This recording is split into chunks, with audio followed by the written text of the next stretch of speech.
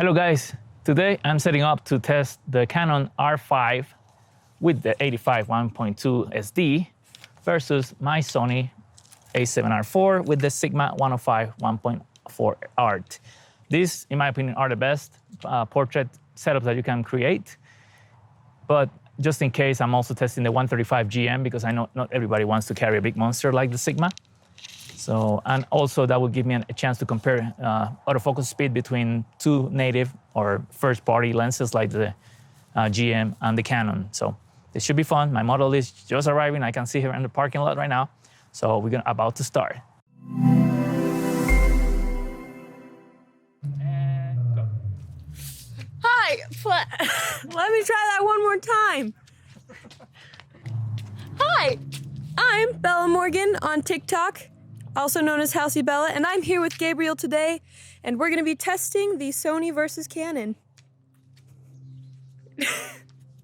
But first, I wanted to thank my friends from Lens Rentals for loaning me the gear for this review, specifically the Canon R5 and the Canon 85mm lens.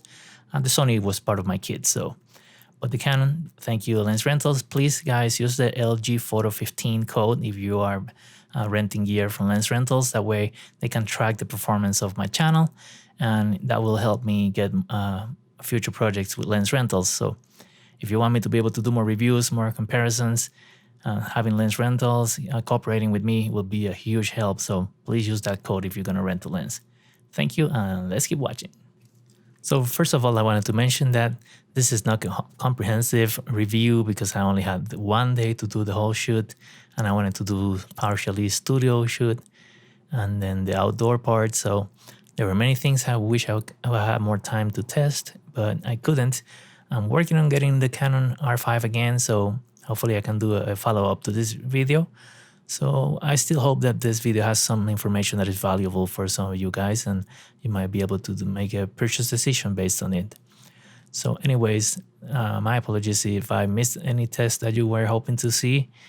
I did all I could, but I didn't have enough time, and it's hard to rush through all of this, and then you start making mistakes, and some of the tests are not valid because you made a mistake. So yes, things like that happen, and it's really stressful. So hopefully this will still be useful.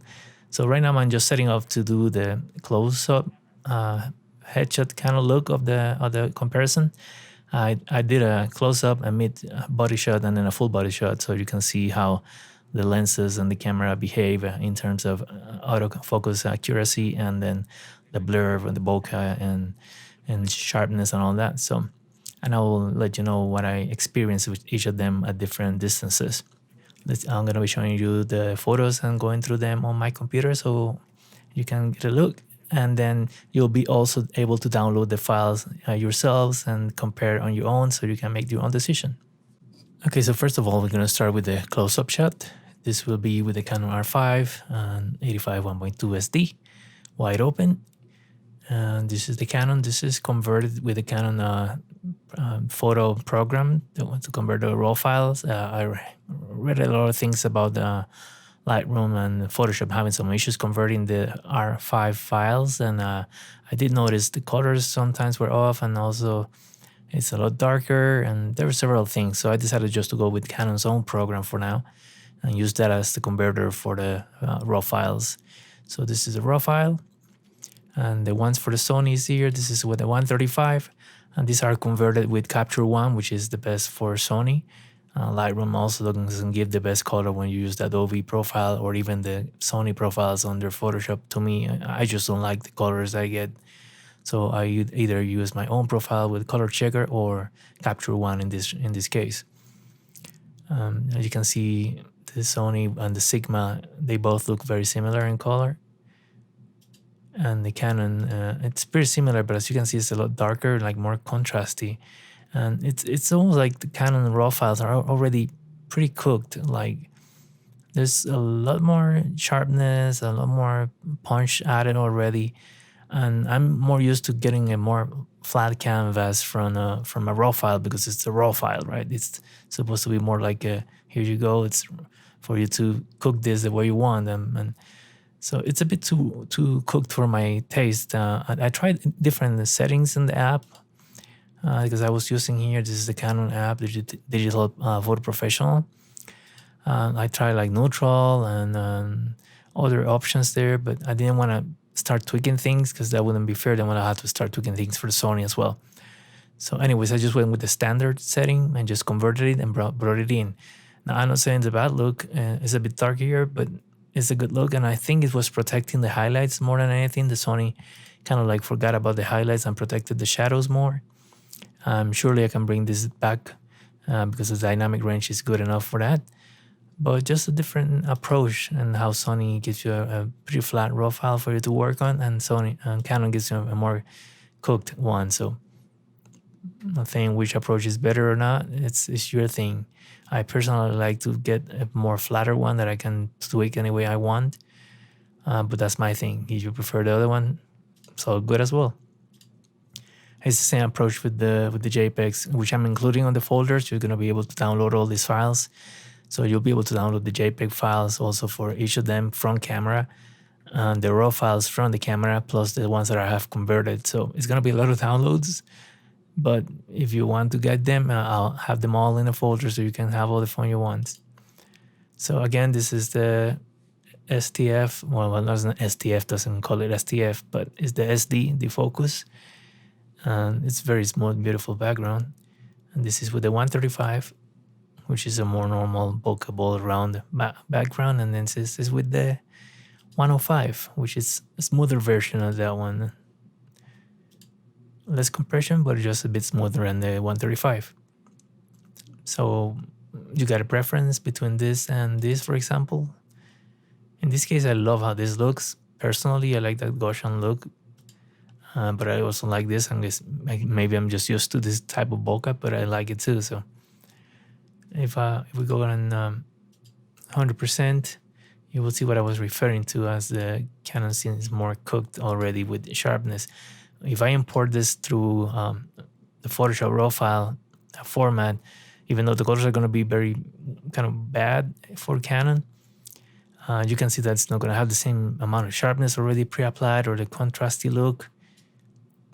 But here you go with the 135 and the 105, which actually didn't hit the eye very, very perfect on that shot. But anyways, the Canon is extremely sharp lens, even without the extra sharpening that they're adding somehow. And so I've been very impressed with that 85 1.2. I mean, it's an expensive lens, but you can surely see that it's a well-built and sharp as crazy lens, probably the sharpest 85 in the market. And now we're taking the photos that we'll be using for the half-body portrait shots. And there's Bella holding the pose perfectly for all the photos, so we can get really good, very similar comparison shots. The only bad thing is my angle sometimes varies because I have to move different steps for each lens. So my apologies for that, but I tried my best. So let's check those out. We're back in Photoshop now, and we can see, once again, we got the Canon R5 first, and the 135 GM second, and the 105 third. So as before, we can see that the Canon has that contrasty look, looks pretty punchy. And the Sony is going to give you the flatter raw file for you to work on. So everything stays the same. Again, the Canon is converted with their own program to convert the raw files, as it turns out to be better than Lightroom at this point in time. So let's evaluate a little bit of the bokeh. And just for reference, if I take the Sony, for example, and adjust levels, let's see. Adjust the level. Wait, let me just flatten this first.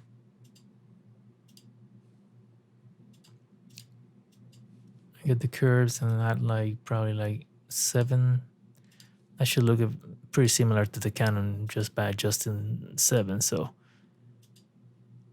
I just wanted to kind of point that out, that it's not a huge difference. It's just a matter of tweaking one thing if you want to go there. But it's one of the things that I wish I could just have it a bit flatter on the Canon, as I said before. But anyways, let's take a look at some of the bokeh results. So here we got on the back here, there's some flowers and plants. So with this angle, it's going to be harder to imitate because the 135 and 85 are pretty different in focal length.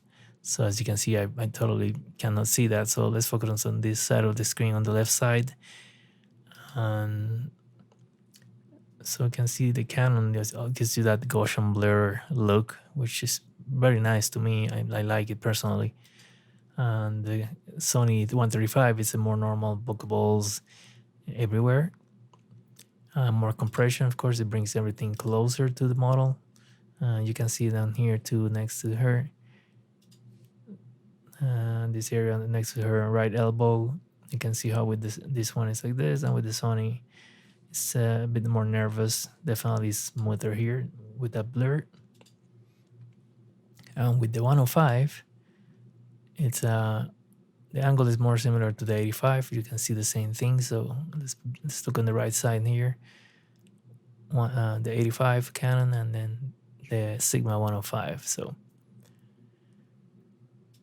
I'm going to adjust the levels again just to give, because the problem is without the levels, it gets confusing to evaluate the images because the contrast can make you think that something has more pop than the other based on the blur when it's actually just the contrast making it pop more. So I'm gonna adjust this so it's a bit closer. And to me personally, the blur and the extra compression on the 105 makes her stand out more, like it just pops out more of the background. But again, that's for my personal opinion. I don't know if you see it differently. I would love to hear your opinion in the comments. Which one you prefer, this type of bokeh versus this one, which has more blur and more compression, but not as smooth in some areas. It's just a different style, I guess. So let's see if I can bring anything, make things bigger here. Let's see how that looks here. That's very good. Ever since I got this latest version of Photoshop, every time I put something from the corner to the center, it just kicks it to a different location. It didn't used to do that. Anyways, you can see here and here. Not sure which one is showing you anything important, but let's move to this side here, those flowers. So it's just different, and it's hard to pick a winner because of that. But when it comes to the pop, to me, just the 105 makes her stand out more. My personal opinion again, so yours may vary. I'm not doing much on the 135 because the 135 is more compression. You can see that it gets bigger when I go to the 135 to the 105. But I like the bokeh on the 105 more. It tends to be smoother than the 135. So you can see here on the right side, it's just a bit more softening to the edges. And it also pops more, but let's do the same thing with this image just so we're all on the same fair level of play. So here we go. Curves, about 7. Okay.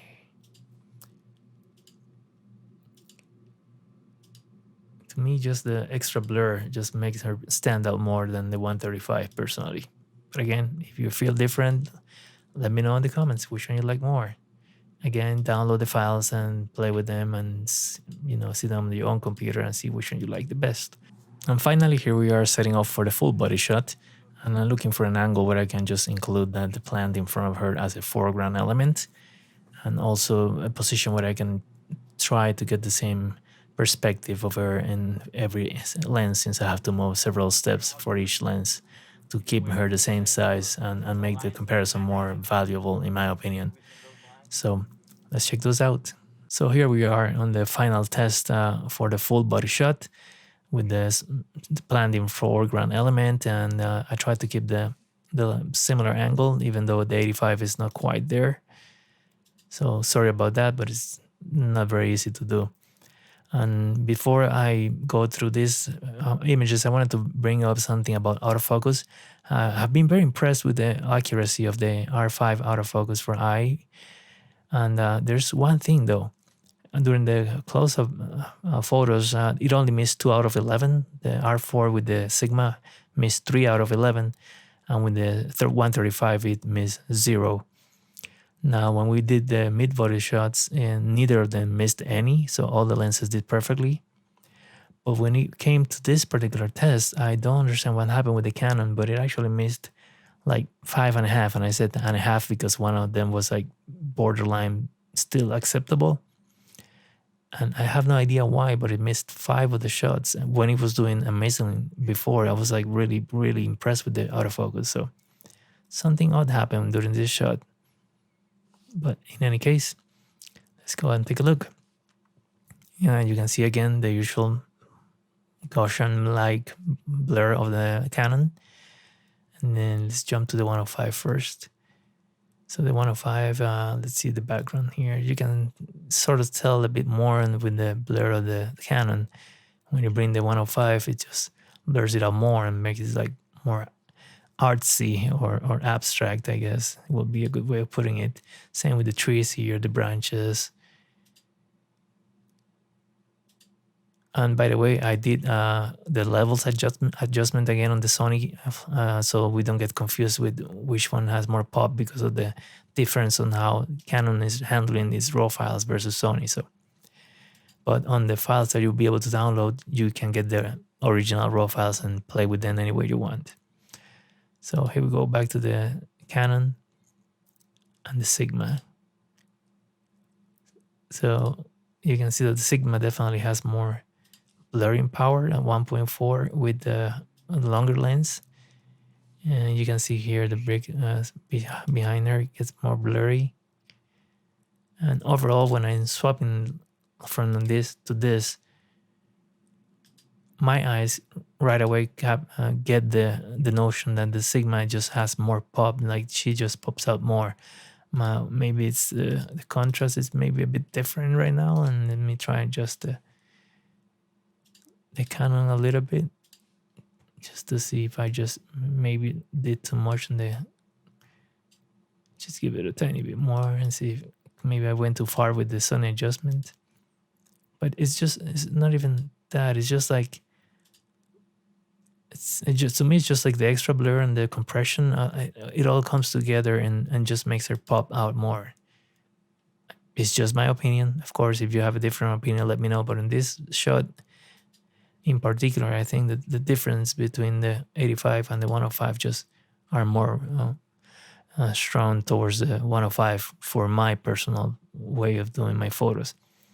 And if we use the 135, you can see that it brings the background closer to her as expected because of the longer length. But at the same time, it also doesn't have the same pop that the 105 is giving me. And this is the reason I kept the 105 over all the 85s that I had. And the 105 also blurs more. You can see here on the background behind her. Here you can tell a bit more. The bokeh balls are smaller. You can tell a bit more of what it is. And here just blurs it out more. So it's same with the branches here. So this is the reason I had all the 85s for Sony. I had the Sigma and the GM 135s before, and I sold them all after I got the 105. I was just super impressed with this lens. But I've been also in love with the STF type of rendering, the Sony 100mm STF, which has a similar Gaussian blur look like the Canon. But I wasn't in love that it was only a 2.8 and the blur amount was not good enough. And this Canon has a great amount of blur while also giving me that beautiful background. So if I could add a lens like this to my tools, I would definitely, because it has great balance. And for some backgrounds, it'll do better than the Sigma. So it would be a perfect tool to add, but there's no such thing for Sony right now. I only see the 100 and it just doesn't quite do it for me. Anyways, download the files and let me know which one you like more. Maybe you just like the way this one looks more. Maybe you think that this one pops more, but to me, this one is the one that pops out. So next, I wanted to show a little bit of backlit samples, but before I do that, I wanted to just go back to this first image when I was discussing the way the Canon RAW is converted with their own program. And this is the Canon, and this is the Sony with this is using Capture One, which is popular for being the best option for Sony, which is a more flat output than the Canon, which is more contrasty and kind of like more cooked, so to call it something, no? But then this is with the Sony own RAW converter. So this is the Sony RAW converter, and this is the Capture One. So as you can see, it's a different color cast on the skin. It's more yellowish on the Sony. With this one is kind of like more in towards red or magenta. I just wanted to show you that what I'm explaining about the Canon is all into the converter itself. I'm sure with a different converter you can get different results at some point when they are supported or better supported. So just wanted to bring that up to make sure that people understand that I'm not saying that you cannot work with raw files from Canon, because that's not true. Obviously you can work with it. It's just like I like this type of output from my raw, so I can tweak more. It's more neutral. So perhaps going into the neutral options on the Canon and raw converter and finding different tweaks there to make it more flat is an option that I could use if I ended up getting a Canon at some point. So anyways, let's just remove this. Let's go back to some backlit photos here. And I'm going to start with this one, which is the Canon, of course. And this is with the Sony, this is the Canon JPEG. I was just going to use this to show you the differences between the JPEG and the regular output, but really not much to show. So let's go just back to this. So we got Canon backlit, and then this is the Sony backlit, and they look very similar. In fact, if I go to the Sony JPEG, which is more, actually looks more like the Canon than you would expect. See similar colors on the skin, like the yellowish and your orange tones. Even the contrast is very similar to, so going back and forth, they actually look pretty close to my eyes right here. But again, download the files and let me know what you think. And going back to the Capture One for Sony, and this is how it looks. It's more flat, a bit more reddish in the face and yellow. Just different outputs. But I don't see anything that tells me one is, wow, look at this, how superior this Canon or Sony is in skin colors or whatnot. In this particular shot and any of the shots, basically, it's all in you. You're working with your raw files. You can create awesome skin tones with all of them, or you can mess them up big time with all of them. So don't let people confuse you with the whole thing about, oh, X camera has the best skin tones or Y camera has the best, because at this point in time, pretty much all of the cameras are doing awesome job with this, what so-called color science, as to not be really a problem for anybody editing files. So comparing these two lenses, on the background you can see, as always, the Gaussian blur, as I like to call it, and then this is the normal background.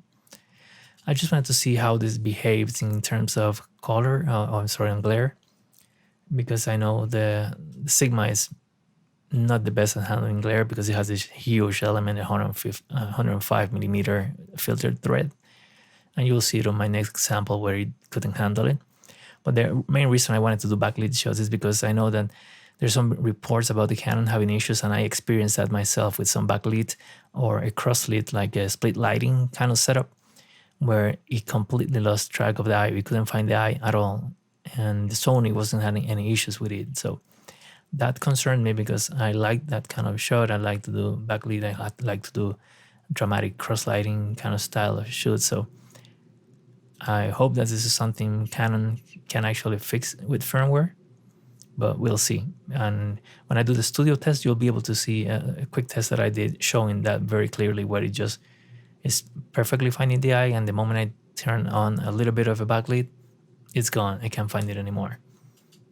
But just wanted to bring this up, and now you can see the Canon here with a more of a glare, and look how good it looks. No issues with the lens. But then with the Sigma, with the big lens, it's just one. You can see here this outline, a circle, and just doesn't quite handle the glare the same way as the Canon. But the main idea of this test was just testing how good or bad they were at finding eye during situations like this. So it wasn't really about the image quality in this case, even though, like I said, the Sigma is not the best for this type of shot. I will have probably just use this the GM 135 or other lens that is less of a huge front element. But With this done, I think we are good, and we're done with all this test for these images. So I'm just gonna close down and let's wrap this up. And that is the last part of the outdoor shoot for the test. I have plans of using the Godox trigger to test the Canon also outdoors with my lights, but unfortunately that trigger never arrived. It is still lost. So what I did is, on the second part of the video that I'm going to be doing, it's the studio part of the shoot, and I'll do it with constant light. So I already have all the data. I have some photos for high ISO as well, and some extra things that I wanted to share with you, as well as my final opinion about the camera. So this will be on the second part, which I'm going to be editing and posting in a few days. So please let me know any comments here, what you think about what I just did here, and your opinion on the different lenses and how they compare on the close-up, mid, and full body shots. And remember to download the files and check for yourself. I'm here just to present some data. I have my own opinion about things, but that doesn't mean that you have to share it. So thank you for watching.